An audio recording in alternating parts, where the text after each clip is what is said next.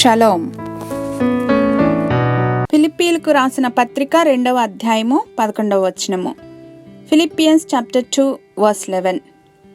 ప్రతి వాని నాలుకయు తండ్రి అయిన దేవుని మహిమార్థమై యేసుక్రీస్తు ప్రభువని ఒప్పుకొనున్నట్లును, దేవుడు ఆయనను అధికముగా హెచ్చించి ప్రతి నామమునకు పైనామమును ఆయనకు అనుగ్రహించెను. Therefore God exalted him to the highest place and gave him the name that is above every name, and every tongue acknowledge that Jesus is the Lord, to the glory of God the Father. యేసుక్రీస్తులో దేవత్వంలోని మానవత్వం ఏ రీతిగా మూర్తి భవించిందో చూద్దాం.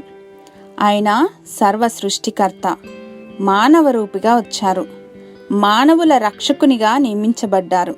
కానీ తను సృజించిన వారి కొరకు శిలువ మరణం పొందారు.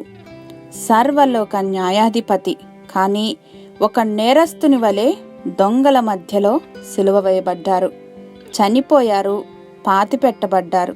కానీ మరణాన్ని గెలిచి తిరిగి లేచారు. పాపమే లేదు, కానీ అందరి పాపాలు భరించి పరిశుద్ధుడైన తండ్రికి దూరమైనారు. యూదుల రాజు, కానీ తలపై ముండ్ల కిరీటం పెట్టబడింది. శిలువ పైన బాధింపబడ్డారు, కానీ విజయుడై మరణపు ముళ్ళును విరిచారు. రాజుల రాజు, ప్రభువుల ప్రభువు, సర్వలోకానికి తీర్పు తీర్చటానికి రాబోచున్నారు. Jesus will make all wrongs right. Jesus knows all and will judge everyone.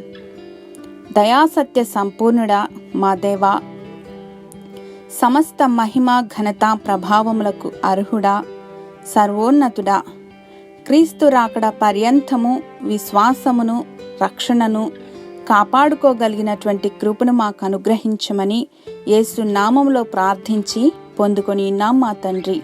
Amen.